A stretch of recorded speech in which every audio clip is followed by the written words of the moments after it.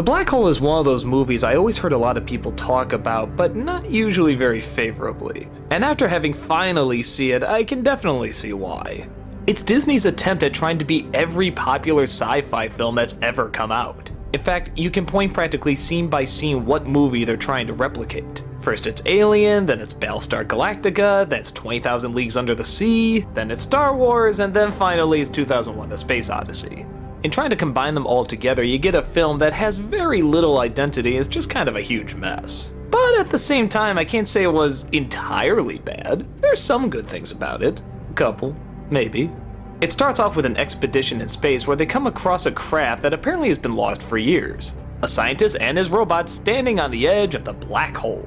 He claims the rest of the crew died, yeah, that's it, and that he's been spending his time trying to figure out how he can go through the black hole and come out the other end.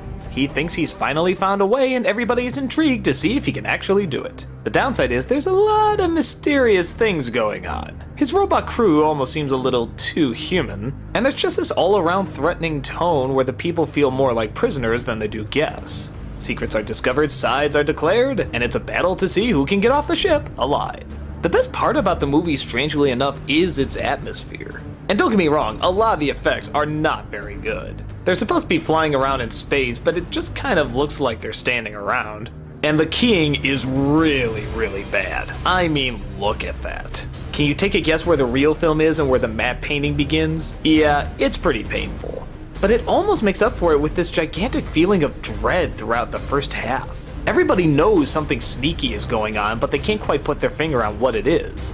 They're just waiting for a trigger moment to whip out their guns and start defending themselves, but there never really seems to be a reason to.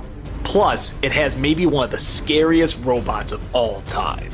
Maximilian. Yeah, doesn't sound very scary, but whenever he's on screen, all the music stops, all the sound goes dead, and you just feel this thing's presence. He even gets in a few decent kills every once in a while. Look at this scene.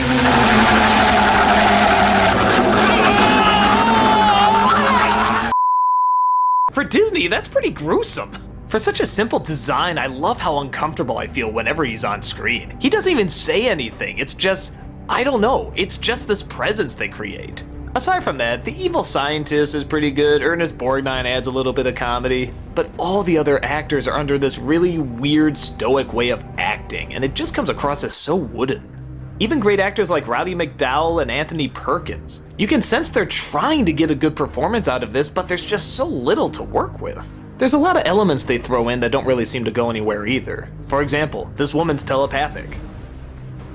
It's useless. There's totally no point to it at all. She communicates with the robot at some point, but what, they don't have communicators? Walkie-talkies, cell phones, none of that is created in the future? The ending itself is just a huge cluster. It mixes in images of heaven and hell and yeah, I don't know why, I don't know what it's trying to say, but it's not quite like 2001 where the vagueness is part of the intrigue. It's more like we're obviously trying to say something, you just can't figure out what it is. And based on the rest of the film, you can tell that whatever it had to say probably wasn't that intelligent or interesting. Look at this incredibly fake asteroid field is going by and one even crashes into the ship.